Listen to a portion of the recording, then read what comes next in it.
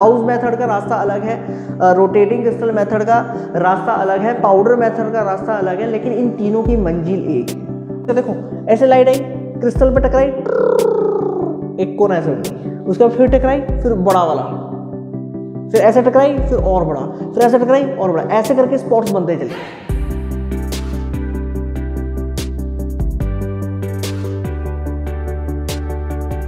Hello दोस्तों, इस video में हम बात करेंगे एक्सरे डिफ्रैक्शन मेथड्स की। इस वीडियो के अंदर हम डिटेल में बात करेंगे लाउस मेथड के बारे में। क्लियर? तो चलिए स्टार्ट करते हैं इस वीडियो को।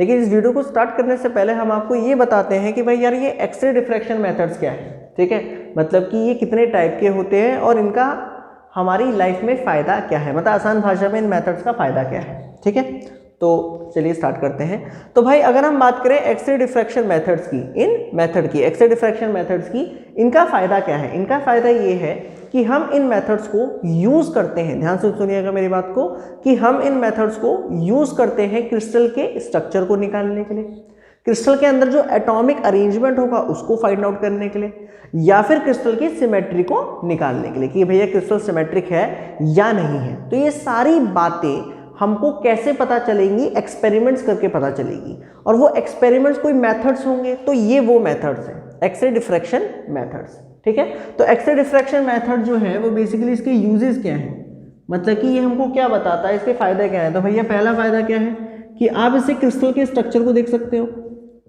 आप इसकी मदद से क्रिस्टल के स्ट्रक्चर को फाइंड आउट कर सकते हो।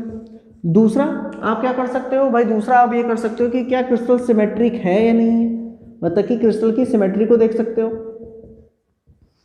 तीसरा आप क्या देख सकते हो, एटॉमिक अरेंजमेंट, एटॉमिक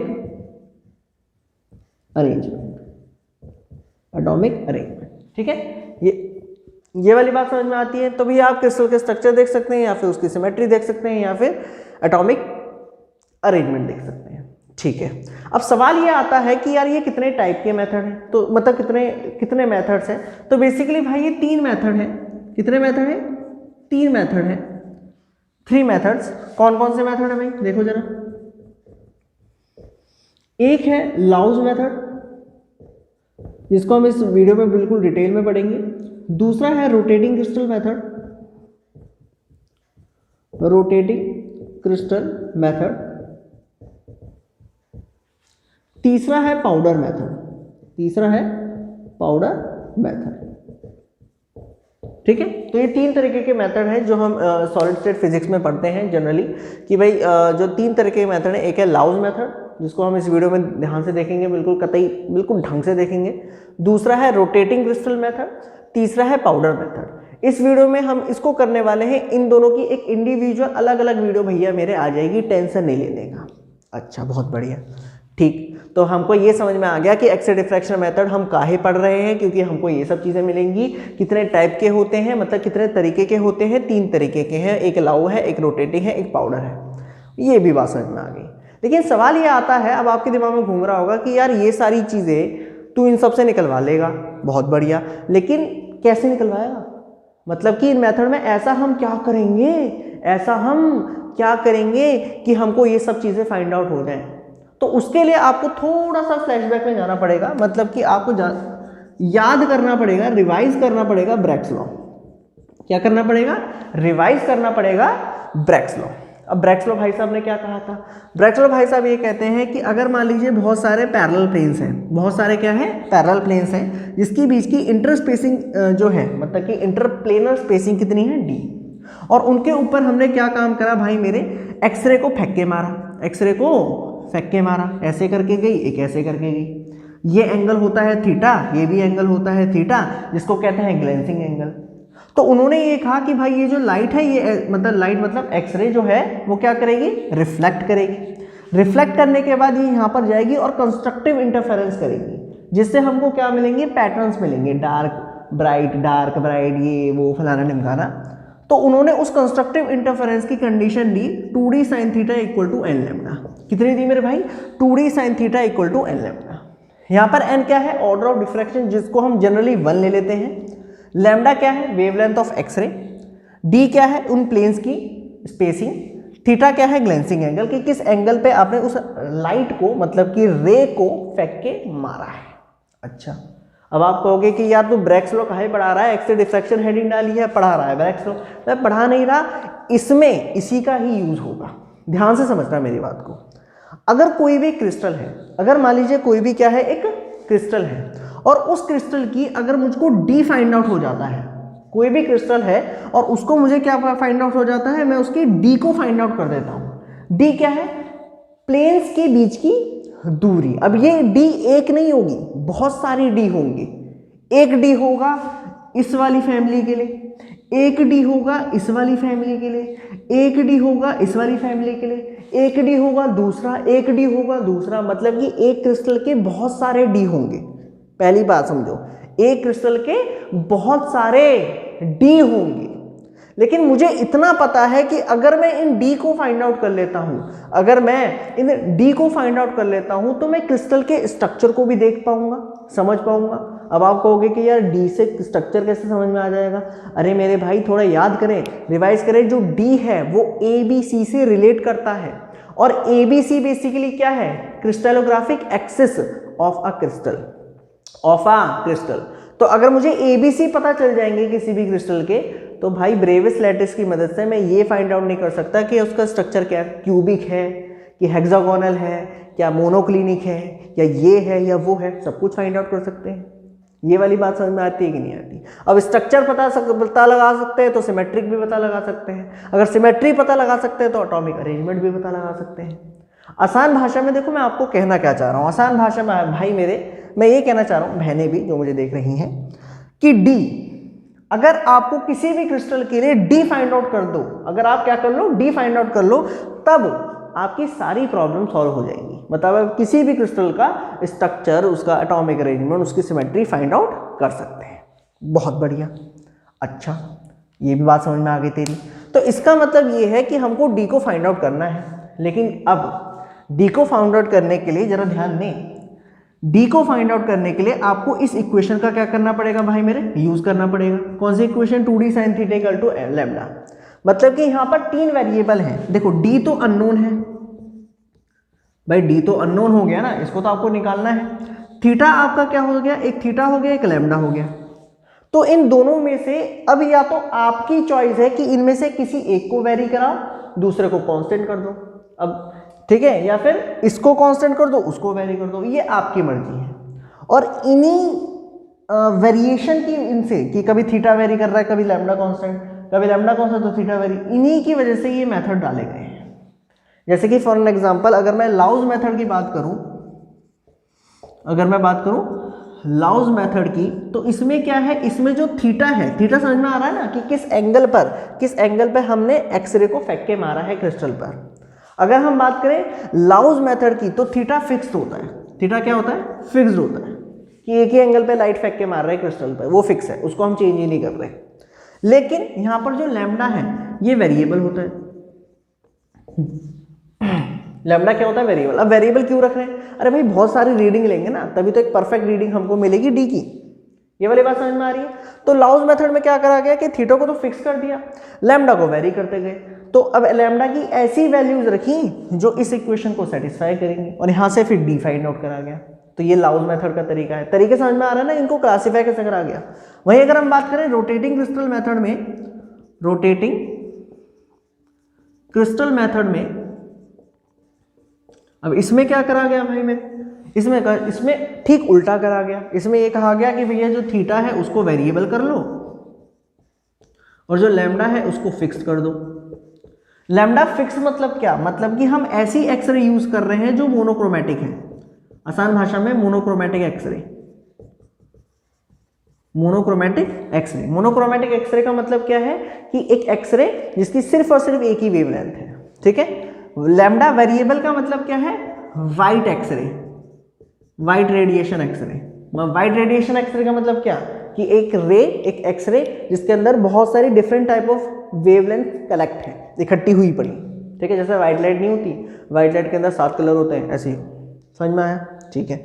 वहीं अगर हम बात करें पाउडर मेथड में, वहीं अगर हम बात करें भाई मेरे पाउडर मेथड में, तो पाउडर मेथड की तो कहानी ही सेम सी है रोटेटिंग क्रिस्टल की तरह। यहाँ पर थीटा वेरिएबल होता है, लैम्डा फिक्स्ड होता है, लैम्डा फिक्स्ड होता है। ये वाली बात समझ में आ रही है। तो इन तीनों मेथड में भाई साहब हम ब्रैग्स लॉ का यूज करेंगे, मतलब कि ब्रैग्स इक्वेशन का यूज करेंगे। और इन तीनों मेथड के, ध्यान से समझिएगा मेरी बात को, एक शायरी आने वाली है, इन तीनों मेथड का रास्ता एक अलग अलग है। रास्ता क्या है? अलग अलग है, तीनों के रास्ते अलग हैं। लाउस मेथड का रास्ता अलग है, रोटेटिंग क्रिस्टल मेथड का रास्ता अलग है, पाउडर मेथड का रास्ता अलग है, लेकिन इन तीनों की मंजिल एक है। और मंजिल क्या है? मंजिल है डी को फाइंड आउट करना। ध्यान से भाई, लाउस मेथड है, रोटेटिंग क्रिस्टल मेथड है, पाउडर मेथड है, इन तीनों के रास्ते अलग हैं। ये तीनों अलग अलग तरीके से अप्रोच करी गई हैं, बट इन तीनों की जो मंजिल है, जो रास्ता है, सॉरी रास्ता कह रहे हैं, मंजिल जो है, मतलब तीनों मेथड चाहते क्या हैं? तीनों मेथड ये एक ही चीज चाहते हैं कि भैया हमको डी की वैल्यू मिल जाए उस क्रिस्टल के लिए। क्लियर है? यहाँ तक समझ में आया? कोई डाउट हो तो बताएं। तो भाई हमें अब इन मेथड्स को पढ़ना है। तो सबसे पहले बात करेंगे लाउस मेथड की। इस वीडियो में तो लाउस मेथड के बारे में बात करेंगे। उम्मीद है आपको ये समझ में आ गया होगा कि भैया हम इन मेथड से करने क्या वाले हैं। ठीक है, इन मेथड में हम करने क्या वाला है। ठीक है, तो सबसे पहले बात करेंगे लाउस मेथड की। ठीक है, नेक्स्ट वीडियो में हम रोटेटिंग क्रिस्टल बात कर लेंगे और उससे next powder method. Clear? Note करना चाहे तो भाई साहब नोट कर। तो चलिए अब हम बात करते हैं लाउस मेथड के बारे में। क्लियर? तो इस मेथड को डिटेल से पढ़ते हैं। तो ये इसका एक अपरेटस है, मतलब कि ये इसका अरेंजमेंट है। एक एक करके सब कुछ बताऊंगा, टेंशन मत लेना। अभी इस चीज़ को मत देखना, ठीक है? अभी इस फिगर को मत देखना, अभी इस फिगर को देखो, और अभी इसी फिगर को भी मत देखो, पहले इधर देखो जरा। तो अगर हम बात करें इस मेथड में हमारा ये जो लाउस मेथड है, इसमें बेसिकली देखो होता क्या है कि जो हमारा क्रिस्टल है वो एक सिंगल क्रिस्टल होता है। उस क्या होता है? एक सिंगल क्रिस्टल होता है। सिंगल क्रिस्टल बताता हूँ अभी, ऑफ साइज 1 mm। मतलब कि होता क्या है कि एक छोटी सी पतली सी एक छोटा सा स्क्वायर काटते हैं जो सिंगल क्रिस्टल होता है, जिसका हमें डी निकालना है। अब सिंगल क्रिस्टल का मतलब क्या है कि इसके अंदर कोशिश ये की जाए कि इसके अंदर इम्प्यूरिटी ना हो, ये पहली चीज। दूसरी चीज, इसका जो साइज है, मतलब ये जो छोटी सी आपको ये स्क्वायर दिख रहा है ना, ये क्रिस्टल है जिसका हमको डी फाइंड आउट करना है। ठीक है, इसका जो साइज है वो 1 mm से ज्यादा बड़ा ना हो, उसे हाँ छोटा हो सकता है, उससे बड़ा ना हो। ठीक है, यहां तक क्लियर है? पहली चीज जो हमें याद रखनी है। और जो क्रिस्टल है वो फिक्स है। क्रिस्टल क्या है? फिक्स है। अरे भाई, जो क्रिस्टल है देखो एक जगह पे फिक्स है, ये क्रिस्टल है और हमने इसको फिक्स कर दिया। ना ही हम इसको घुमा रहे, ना ही हम इसको हिला रहे, कुछ नहीं कर रहे, इसको क्या कर दिया? फिक्स कर दिया। ठीक है, दूसरी चीज इसमें क्या याद रखनी है कि हम जो एक्सरे यूज कर रहे हैं वो वाइट एक्सरे है, वो वाइट रेडिएशन एक्सरे है। अब ये जो वाइट एक्सरे जो होती है ना, इसकी क्या खासियत है कि इसके अंदर इसकी जो वेवलेंथ होती है उसकी रेंज होती है कुछ, मतलब कि आसान भाषा में यार, ये जो एक्सरे होती है इसके अंदर बहुत सारी अलग अलग वेवलेंथ कलेक्ट होती हैं। इसकी जो लैम्डा होता है आसान भाषा में वो वेरिएबल होगा इस वाले केस में, मतलब कि इस मेथड में लैम्डा वेरिएबल होगा। लैम्डा की अलग अलग वैल्यूज होंगी और लैम्डा की वैल्यू कहाँ से लेके कहाँ तक होंगी? 0.2 एंगस्ट्रॉम से लेके 2 एंगस्ट्रॉम तक इस मेथड में। ठीक है, तो यहाँ पर 2 बातें याद रखिएगा। पहला कि क्रिस्टल यहाँ पर क्या है? क्रिस्टल एक छोटी सी एक स्क्वायर की फॉर्म में है जिसका साइज 1 mm तक होगा, 1 mm साइड। उसके बाद उसको फिक्स करा है, उसको कुछ भी नहीं छेड़ने वाले, उसको ना ही इधर करेंगे ना ही उधर, कुछ नहीं करेंगे।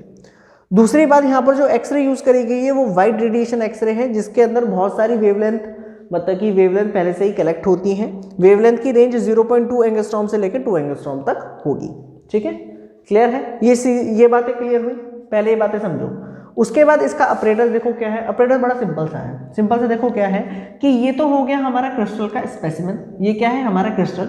उसको हमने एक स्टैंड पे रख दिया, उसको हमने एक स्टैंड पे खड़ा करके रख दिया। ठीक है, उसके अगल बगल में, मतलब कि उसके राइट हैंड साइड में और उसके लेफ्ट हैंड साइड में हमने 2 फोटोग्राफिक प्लेट्स को यूज करा। फोटोग्राफिक प्लेट्स क्या काम करती हैं? ये जब भी उन पे एक्सरे गिरेगी या फिर कोई भी लाइट का सोर्स गिरता है तो वो क्या काम करते हैं? स्पॉट्स दिखाते हैं कुछ। ठीक है, चाहे वो ब्लैक स्पॉट हो चाहे वो ब्राइट स्पॉट हो, वो डिपेंड करता है किस टाइप की फोटोग्राफिक प्लेट है। अच्छा जी, ये भी बात समझ में आ गई। तो ये हमारा क्रिस्टल है, ये इसका स्टैंड है और आमने सामने, मतलब कि अगल बगल में क्या है?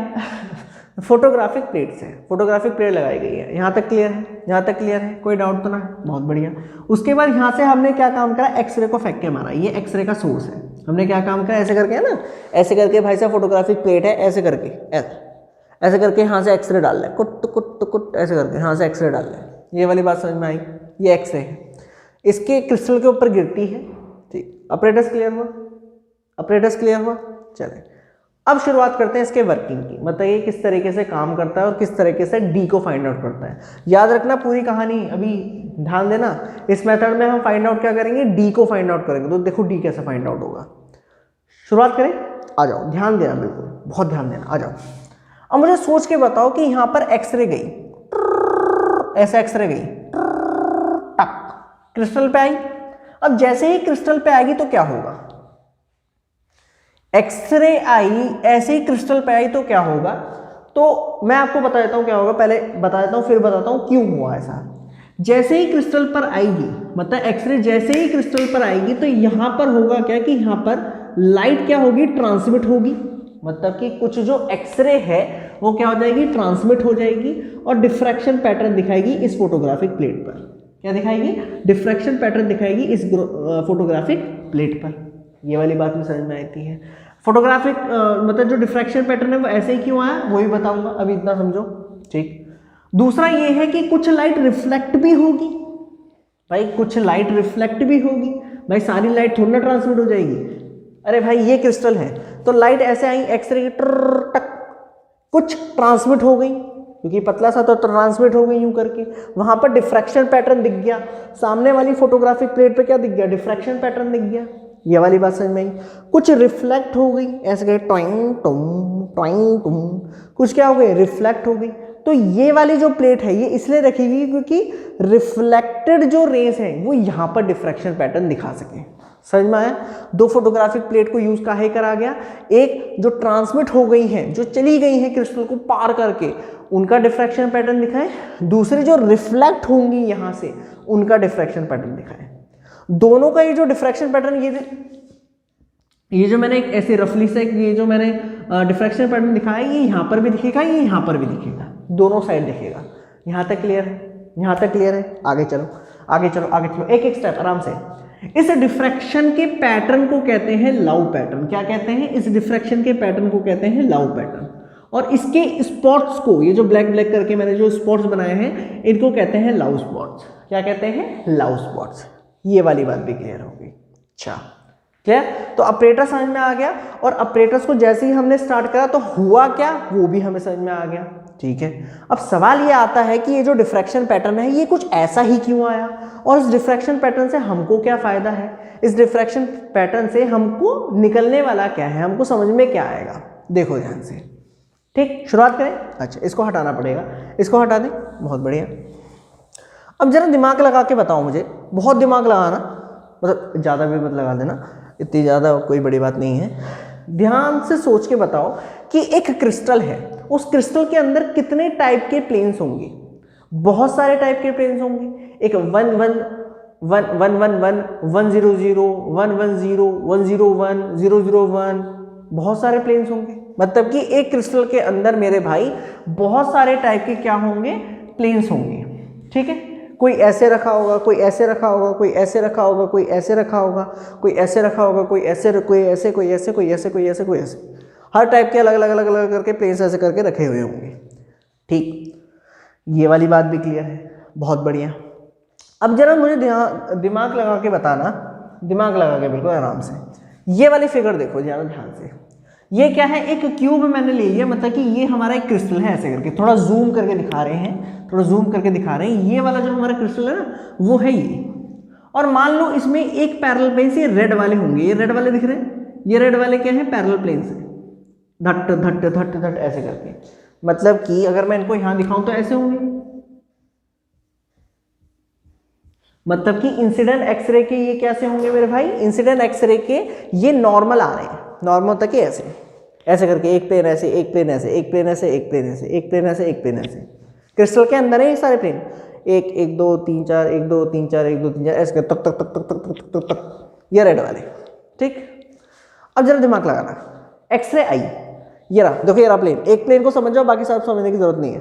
एक प्लेन आया ऐसे, एक्सरे आ रही है, एक्सरे ऐसे ही ट्रांसमिट कर जाएगी। अब यहाँ पर ये 90 डिग्री पे गिरी है, ये किस पे गिरी है? 90 डिग्री पे। देखो ध्यान से, देखो 90 डिग्री का एंगल बन रहा है। तो 90 डिग्री का एंगल बनेगा, होगा क्या कि कुछ तो ट्रांसमिट हो जाएगी और सीधी चली जाएगी फोटोग्राफिक प्लेट पर, कुछ रिफ्लेक्ट हो जाएगी उसी एंगल पर और सीधी चली जाएगी उस वाली प्लेट पर।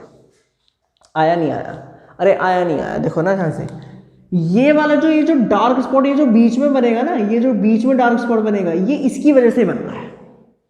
दोनों तरफ वो जो बीच में वो जो मोटा सा और बड़ा सा भद्दा सा नहीं, वो जो अच्छा सा डार्क स्पॉट बनेगा, वो बड़ा सा जो डार्क स्पॉट बनेगा, वो किसकी वजह से हो रहा है? वो जब हो रहा है जब एक्सरे उन प्लेन्स के नॉर्मल होगी।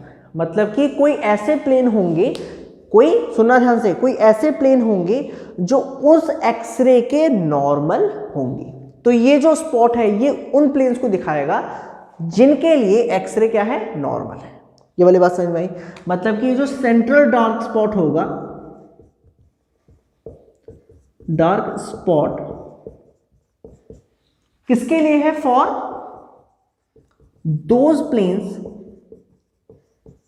विच आर नॉर्मल टू एक्सरे, जो एक्सरे के नॉर्मल होंगे। मतलब आसान भाषा में यहां पर जो थीटा होगा वो 90 डिग्री के इक्वल होगा। थीटा किसके इक्वल होगा? 90 डिग्री के इक्वल होगा। और हमारा थीटा किसके इक्वल आया? 90 डिग्री के। यहां तक समझ में आता है? क्लियर है? अच्छा, एक चीज और, मुझे एक बार जरा दिमाग लगा के बताओ, हम रे कौन सी फेंक रहे हैं? व्हाइट रे। कौन सी फेंक रहे हैं? व्हाइट रे, जिसके अंदर बहुत सारी वेवलेंथ है। कितनी सारी वेवलेंथ है? बहुत सारी वेवलेंथ है, अभी बताया मैंने। मुझे जरा दिमाग लगा के बताओ, जब ये व्हाइट रे ऐसे करके आएगी तो बहुत सारे प्लेन है, ऐसे करके बहुत सारे प्लेन है, मैं इस प्लेन की बात कर रहा हूं, क्या ये प्लेन सारी की सारी व्हाइट रे को ट्रांसमिट कर देगा? क्या ये वाला प्लेन सारी की सारी व्हाइट रे को ट्रांसमिट कर देगा? नहीं मेरे भाई। जब एक व्हाइट रे मतलब कि व्हाइट एक्सरे गिरेगी तो उसके अंदर मतलब डिफ्रैक्शन ऐसे भी होगा, ऐसे भी होगा, ऐसे भी होगा, ऐसे भी होगा, ऐसे हर जगह डिफ्रैक्शन होगा, मतलब हर जगह रिफ्लेक्शन होगा। प्लेन्स अपनी वो वेवलेंथ को ही रिफ्लेक्ट करेंगे। दोनों सुनो, प्लेन्स उसी वेवलेंथ को रिफ्लेक्ट करेंगे जिसमें ब्रैग्स लॉ सेटिस्फाई हो। मतलब कि set of planes reflect only those wavelength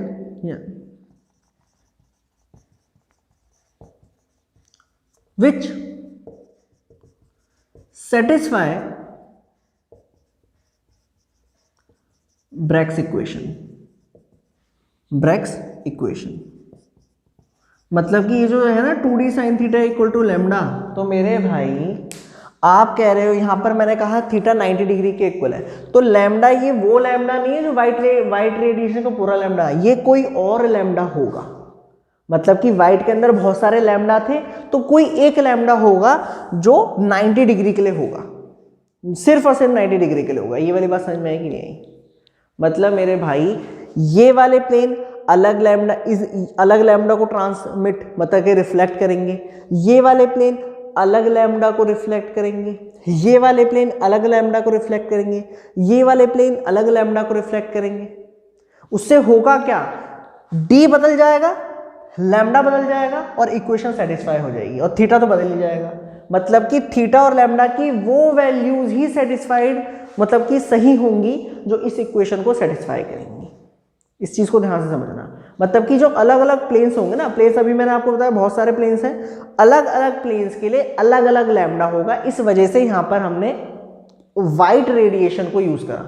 अब यार तुम खुद सोचो ना, अगर मान लो सारी की सारी रिफ्लेक्ट करने के बाद अगर व्हाइट रेडिएशन मिलती तो लैम्डा तो सबकी जगह कांस्टेंट ही हो जाता। लैम्डा भी कांस्टेंट कर दिया तुमने, थीटा भी कांस्टेंट कर दिया, तो डी की वैल्यू तो हमेशा एक ही आती, एक थोड़ी ना आती, अलग अलग आनी है ना। अलग अलग डी के लिए, अलग अलग सेट ऑफ प्लेन्स के लिए अलग अलग डी होगा, और अलग अलग डी अलग अलग तरीके से निकलेगा ना। तो इसलिए ध्यान से समझो, सेट ऑफ प्लेन्स मतलब कि जो टाइप के सेट ऑफ प्लेन्स होंगे वो अपनी, मतलब ये वाला प्लेन है तो ये क्या काम कहता है? ये कहता है कि भाई मैं λ1 वेवलेंथ को ही रिफ्लेक्ट करूंगा, बाकियों को मैं रिफ्लेक्ट नहीं करूंगा। मैं हाथ खड़े कर देता हूं। आ रही है समझ में? नहीं आ रही? आ रही बात समझ में? नहीं आ रही? मतलब ये वाला प्लेन क्या काम करेगा, ये कहेगा कि भाई मैं लैम्डा 1 वाले को तो रिफ्लेक्ट कर दूंगा, उसका तो मैं डिफ्रैक्शन पैटर्न दिखा दूंगा, बाकी मैं नहीं रिफ्लेक्ट करना। क्यों? क्योंकि मैं उस वैल्यू के लिए बाकी वैल्यूज में मैं ब्रैग्स लॉ को सेटिस्फाई नहीं करता। ये प्लेन क्या कहेगा, ये प्लेन एक्सरे से कहेगा कि भैया मैं तेरी लैम्डा 1 वाली को तो रिफ्लेक्ट कर दूंगा। क्यों? क्योंकि उसके लिए तो मैं ब्रैग्स लॉ को सेटिस्फाई करता हूं, लेकिन बाकी वेवलेंथ के लिए मैं ब्रैग्स लॉ को सेटिस्फाई नहीं करता, तो मैं रिफ्लेक्शन नहीं दिखाऊंगा। ये वाली बात समझ में आएगी नहीं? ये वाली बात समझ में आएगी नहीं? ये वाली बात समझ में आएगी नहीं? ऐसे ही ये वाला प्लेन ऐसे करके मान लो, ये वाला प्लेन ऐसे करके तो टेढ़ा सा ले लो। ये प्लेन क्या करेगा, ये जब इस पे एक्सरे गिरेगी वाइट वाली, ये कहेगा कि भाई मैं लैम्डा 2 वाली को रिफ्लेक्ट कर दूंगा। क्यों? क्योंकि उसी लैम्डा के लिए मैं ब्रैग्स इक्वेशन को सेटिस्फाई करता हूं, बाकी लैम्डा को मैं रिफ्लेक्ट नहीं करूंगा। क्यों? क्योंकि भाई मैं उनके लिए ब्रैग्स लॉ को सेटिस्फाई नहीं करूंगा, मेरे उन वेवलेंथ के लिए मेरा कोई डिफ्रैक्शन पैटर्न देखने को नहीं मिलेगा। ठीक, तो ये वाला बड़ा इंपॉर्टेंट पॉइंट है। इंपॉर्टेंट पॉइंट क्या है कि set of planes reflect only those wavelength with satisfy, जो सेटिस्फाई करेगा इस ब्रैग्स की इक्वेशन को। अलग अलग डी के लिए अलग अलग लैम्डा होगा, और थीटा तो फिक्स है ना, थीटा तो फिक्स है। थीटा तो देखो ऐसी लाइट तो हमेशा ऐसी आ रही है, थीटा तो फिक्स है। तो थीटा फिक्स मतलब क्या कि यहाँ पर लैम्डा खुद ब खुद बदलेगा। अब ये हमें देखना पड़ेगा कि अच्छा यहाँ पर इस वेवलेंथ की लाइट आई है, यहाँ पर इस वेवलेंथ की लाइट है, यहाँ पर इस वेवलेंथ की लाइट है, ऐसे करके। यहाँ तक क्लियर हुआ? कोई डाउट हो तो बताएं, समझ में आया? इसको हटा दें। हाँ, ये हाँ, अब आप कहोगे कि यार ये मुश्किल होगा, बहुत मुश्किल होगा। यही तो इसको ड्रॉबैक है, यही तो इसका ड्रॉबैक है कि मतलब अलग अलग वेवलेंथ को हम कैसे फाइंड आउट करेंगे। मतलब यहाँ पर ये जो लाउज स्पॉट मिलेंगे ये सेम इंटेंसिटी के नहीं मिलेंगे, अलग अलग इंटेंसिटीज के मिलेंगे, जो बहुत ही मुश्किल होगा हमें फाइंड आउट करने का। और यही इसका सबसे बड़ा ड्रॉबैक है कि यार यहाँ पर जो डी की वैल्यू निकालना बहुत ही पापड़ तलने के बराबर है। डी की वैल्यू इतनी आसानी निकलते क्यों? क्योंकि लैम्डा बड़ा मुश्किल हो जाता है ढूंढना कि यार कौन सी लैम्डा गिरी है, कौन सी लैम्डा 1 कौन सा है, लैम्डा 2 कौन सा है, लैम्डा 3 कौन सा है, बहुत मुश्किल हो जाता है। तो ये सबसे इसका बड़ा ड्रॉबैक है यार। ठीक है, ये वाली बात क्लियर है? अच्छा, तो अब ये हटा दें। तो पहले हमने क्या बात समझी? हमने ये बात समझी कि भाई हमारा ये जो बीच वाला स्पॉट है ये किसके लिए आ रहा है, जब थीटा 90 डिग्री होगा। मतलब कि ऐसे प्लेन्स वो प्लेन्स जो एक्सरे के नॉर्मल होंगे उनके लिए हमारा ये जो बीच वाला स्पॉट आ रहा है, जहां पर कोई रिफ्लेक्शन नहीं मिल रहा, सीधे की सीधी लाइट चली जाएगी, वाइट रेडिएशन सीधी की सीधी चलेगी। ठीक है, यहां तक समझ में आता है? दूसरी बात हमने ये समझी, दूसरी बात ये थी कि भाई अलग अलग प्लेन्स के लिए लैम्डा अलग अलग होगा, जो और वही लैम्डा होगा जो ब्रैग्स इक्वेशन को सेटिस्फाई करेगा, ये वाली बात भी समझ में आती है। अच्छा, अब सवाल ये आता है कि यार ये लाउज के जो स्पॉट है ये कैसे आए, ये ऐसे कैसे आए, मतलब ये ऐसे क्यूबिकल शेप्स के, मतलब कि ऐसे सर्कुलर शेप में क्यों आए, तो इसको भी समझते हैं। देखो जरा ध्यान से, तो ये वाली बात क्लियर हुई। मतलब कि ये जो रेड वाले प्लेन्स हैं, ध्यान से सुने, ये जो रेड वाले प्लेन्स हैं जो मैंने अभी आपके सामने रखे, इन पे जब लाइट गिरेगी तो कैसे चली जाएगी, बिल्कुल सीधी चली जाएगी, ऐसे करके, या तो ट्रांसमिट हो जाएगी या रिफ्लेक्ट होके पीछे चली जाएगी। सही आ रहा है ना कि भाई इन वाले प्लेन्स के लिए होगा क्या, या तो सीधी चलेगी, बीच में डॉट बना देंगे, या फिर ऐसे रिफ्लेक्ट करके यहाँ पर डॉट बना देंगे। ठीक है, लेकिन भाई जरूरी छोड़ना है कि इस क्रिस्टल के अंदर ये वाला प्लेन हो, ऐसे भी हो सकता है। देखो ये वाला ऐसे करके होगा, ये वाला प्लेन, ठीक है, ये वाला प्लेन होगा। अब इसके प्लेन्स की बहुत सारे फैमिलीज होंगे, धड़ धड़ धड़ धड़ करके लगते रहेंगे। जब लाइट इन पे गिरेगी, जब एक्सरे इन पे गिरेगी, तब ये कैसे रिफ्लेक्ट करेंगे, देखो ध्यान से समझना, मेरे बिल्कुल दिमाग लगाना। ये एक कौन सा, ये ले लेते हैं, ठीक है, ये एक प्लेन है, ये एक ऐसे करके एक प्लेन है। लाइट ऐसे आई है, एंगल तो फिक्स है, लाइट ऐसे गिरी, लाइट कैसे गिरी, ऐसे करके, कैसे रिफ्लेक्ट होगी, ऐसे करके। अरे बस समझ में, देखो लाइट ऐसे गिरी, ऐसे करके रिफ्लेक्ट होगी। ठीक है, अच्छा मान लो प्लेन ऐसे है, यूं करके, तो लाइट ऐसे ही आएगी, फिर से कैसे रिफ्लेक्ट होगी, ऐसे करके। मतलब मेरे भाई ध्यान से सुनना, ध्यान से सुनो, लाइट ऐसे आई, एक्सरे ऐसे आई, ऐसे करके एक कोन बन गई, ऐसे करके, ऐसे करके एक छोटी सी यहाँ पर एक सर्कुलर बन गया। ये वाला सर्कल देख रहा हो तो देखो ऐसे ऐसे देखो, ये ऐसे करके एक सर्कुलर कोन बन गया, जो मैंने यहाँ पर भी दिखा रखी है। इनको कहते हैं कॉन्सेंट्रिक कोन्स। ऐसे करके कोन्स बनती चली जाएंगी, ऐसे करके बनती चली जाएंगी, कोन्स बनती चली जाएंगी, ऐसे करके स्पॉट्स बनते चले जाएंगे। ठीक है, ध्यान से जो इस चीज़ का फील लो भाई, फील लो इस चीज़ का। देखो ऐसे लाइट आई, क्रिस्टल पे टकराई, एक कोन ऐसे होगी, उसके बाद फिर टकराई, फिर बड़ा वाला, फिर ऐसे टकराई, फिर और बड़ा, फिर ऐसे टकराई और बड़ा, ऐसे करके स्पॉट्स बनते चले जाएंगे। ऐसे करके कॉन्सेंट्रिक सर्कल्स, हमें कॉन्सेंट्रिक सर्कल कह लो या कॉन्सेंट्रिक कोन्स कह लो। यहाँ पर कोन ही तो बन रहा है, ऐसे करके लाइट कुछ है ऐसे करके सीधी चली गई स्पॉट वाली, कुछ छोटी छोटी बड़ी, ऐसे करके। समझ में आ रहा है? अब ये समझ में आ रहा है ना, ये ऊपर नीचे क्यों गया? देखो ये वाला प्लेन था, इसने ऊपर फेंका, ये पॉइंट बन गया, ये वाला पॉइंट। इसने नीचे फेंका, ये वाला पॉइंट बन गया। देखो ना, एक ये वाला पॉइंट बन गया क्योंकि ऊपर रिफ्लेक्ट हुआ है, रिफ्लेक्ट ऊपर हुआ है, नीचे वाले ने ऐसे करके नीचे फेंका होगा। समझ में आ रहा है? ऐसे ही बहुत सारे प्लेन होंगे, सारे प्लेनों का कोई इधर फेंकेगा, कोई इधर फेंकेगा, कोई इधर फेंकेगा, कोई इधर फेंकेगा, सबको फैल के भाई साहब ये स्पॉट्स बनेंगे। ये क्या बनेंगे? स्पॉट्स बनेंगे। समझ में आया? क्लियर हुआ? कोई डाउट हो तो भाई साहब बताया जाए। मैंने आपको लाउस मेथड बताया कि इसके डिफ्रैक्शन पैटर्न कैसे बनने हैं, ऐसे ही क्यों बन रहे हैं। क्लियर हुआ? अच्छा, अब सवाल ये आता है कि क्या ये मेथड क्रिस्टल के स्ट्रक्चर को निकालने के लिए फायदेमंद है? नहीं फायदेमंद है। क्यों?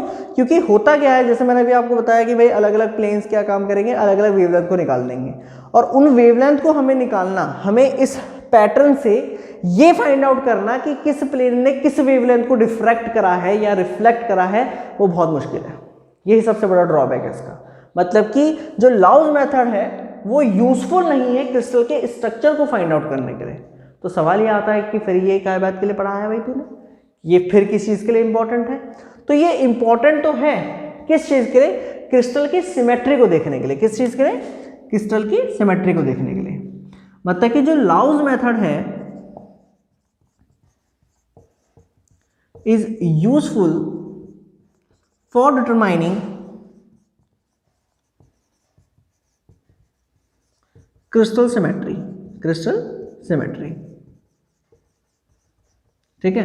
मतलब होता क्या है? होता ये है कि जैसे मान लो इसका ये पैटर्न मिल गया, ठीक है, हमने क्या काम करा? डिफ्रैक्शन कर लिया, लाइट उस एक्सरे को फेंक के उस पर फेंक दिया और हमें डिफ्रैक्शन पैटर्न मिल गए। अब हमने क्या काम करा? इसको फोटोग्राफिक प्लेट को लिया और फिर उसको ऐसे करके रख दिया, तो हमको क्या देखने को मिलेगा? बहुत सारे स्पॉट्स देखने को मिलेंगे, बहुत सारे ऐसे करके क्या देखने को मिलेंगे? स्पॉट्स देखने को मिलेंगे। अब ज़रूरी नहीं है कि ये बिल्कुल सर्कुलर शेप में मिलते हैं, याद रखना थोड़ा रैंडम भी मिलता है, मतलब थोड़ा ऊपर नीचे इधर उधर भी मिलते हैं, ज़रूरी नहीं कि बिल्कुल सर्कुलर होते हैं, ठीक है।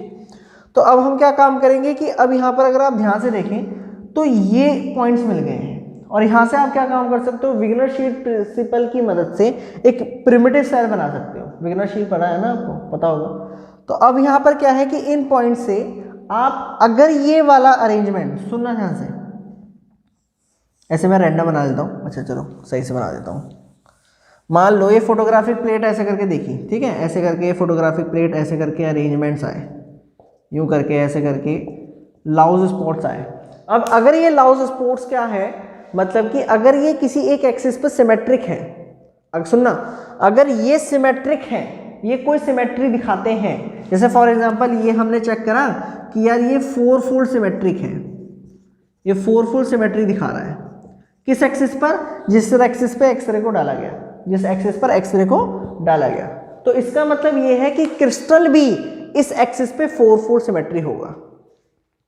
कंफ्यूज? देखो ये ऐसे करके फोटोग्राफिक प्लेट है, एक्सरे ऐसे आई, तो इस एक्सिस पे अगर इसको हम घुमाएं तो हमने देखा कि 4 बार घुमाने पे ये एक्सिस ऑफ सिमेट्री दिखाता है, ये सिमेट्रिक है। इसका मतलब वो जो क्रिस्टल होगा, ये क्रिस्टल है ऐसे करके, ये क्रिस्टल है, मान लो ये क्रिस्टल है ऐसे, ठीक है, ये क्रिस्टल भी इस एक्सिस पे जब आप इस क्रिस्टल को घुमाओगे तो वो भी 4 फोल्ड सिमेट्रिक होगा, ठीक है, 4 फोल्ड सिमेट्रिक होगा। जैसे फॉर एग्जांपल मान लो 6 फोल्ड सिमेट्रिक आया। अब सिमेट्री से फायदा क्या है? सिमेट्री से फायदा आपको अंदाजा हो जाएगा कि यार उसकी शेप कैसी है, आपको ये तो अंदाजा हो जाएगा कि भैया जो क्रिस्टल है उसकी शेप कैसी है। जैसे 4 फोल्ड सिमेट्री जो होगी वो क्यूबिक की हो सकती है, क्योंकि क्यूबिक है ना, ज़्यादातर क्यूबिक ऐसे होता है 4 फोल्ड सिमेट्रिक, ऐसे ऐसे ऐसे ऐसे ऐसे 4 बार घुमाने के बाद वापस वही आ जाता है। अगर 6 फोल्ड सिमेट्रिक होती तो अगर 6 फोल्ड सिमेट्रिक होती तो वो आपको अंदाजा हो जाता यार ये तो हेक्सागोनल हो सकता है, हेक्सागोनल हो सकता है, मतलब कि उसकी तो 6 फोल्ड सिमेट्रिक होती है, 1 2 3 4 5 6। ये वाली बात समझ में आ रही है कि नहीं आ रही? मतलब कि जो लाउस मेथड है वो क्रिस्टल स्ट्रक्चर के लिए तो बेकार है, बट हाँ क्रिस्टल की सिमेट्री को देखने के लिए मस्त है। क्रिस्टल की सिमेट्री तो बहुत मतलब रैपिड देखने को मिलती है, रैपिडली अगर आपको देखना हो ना तो ये मेथड करो, इस मेथड से आपकी क्रिस्टल की सिमेट्री को देख सकते हो। ये एक फंडा है, क्लियर हुआ, समझ में आया? इसके पहला ड्रॉबैक मैंने आपको बताया कि यार यहाँ पर डी को निकालना थोड़ा मुश्किल हो जाता है, मतलब कि क्रिस्टल के स्ट्रक्चर को निकालना थोड़ा मुश्किल हो जाता है। दूसरा ये है कि अगर क्रिस्टल के अंदर इम्प्यूरिटी है, अगर क्रिस्टल के अंदर इम्प्यूरिटी है तो प्लेन्स क्या होते हैं, वो बिल्कुल सीधे प्लेन नहीं होते, थोड़ा सा कर्व में हो जाता है यूं करके ऐसे करके। उससे होता क्या है कि बड़ा रैपिड रैंडम मतलब अजीबोगरीब ऑल डायरेक्शन में रिफ्लेक्शन देखने को मिलता है, जिसको स्टडी करना बड़ा मुश्किल हो जाता है। और जो इनकी स्पॉट्स की इंटेंसिटी है वो भी कम ज़्यादा कम ज़्यादा कम ज़्यादा होती है, जिसको अगेन हम मतलब ये अंदाज़ा नहीं लगा पाते कि मतलब ये हो क्या है। ठीक है, तो आई होप आपको समझ में आ गया हो लाउस मेथड क्या है। क्लियर, इस वीडियो में हमने बात करी लाउस मेथड के बारे में और एक्स रे डिफ्रैक्शन मेथड्स के बारे में। क्लियर, नेक्स्ट वीडियो में हम बात करेंगे रोटेटिंग क्रिस्टल मेथड, और आई थिंक पाउडर मेथड तो नहीं हो पाएगा, सिर्फ उसमें रोटेटिंग क्रिस्टल मेथड ही होगा। क्लियर, सो इस वीडियो में इतना ही, थैंक यू सो मच।